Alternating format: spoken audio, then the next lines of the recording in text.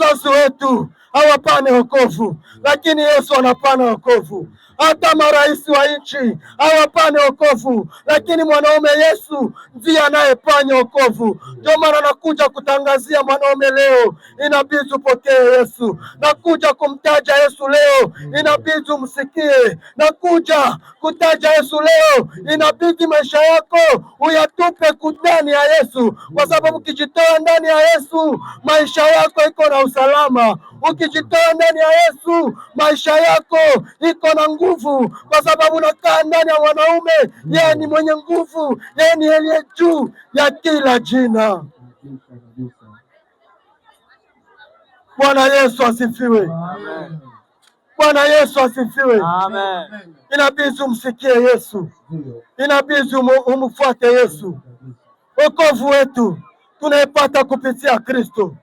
Wokovu wetu tunaipata kupitia jina la Yesu. Ndio maana kuja kutangaza Yesu leo. Sikuja kutangaza jina langu, lakini nakuja kutangaza Yesu, kwa sababu ni Yesu mwenyewe ndiye anayeponya watu na dhambi. Acha nikwambia kwamba maisha ya dhambi itakufanya upotee, lakini ukimkubali Yesu unakubali uzima. Nakuja kuambia kwamba ukikubali Yesu unapata uzima, sio tu uzima hapa kudunia, lakini ni uzima wa milele.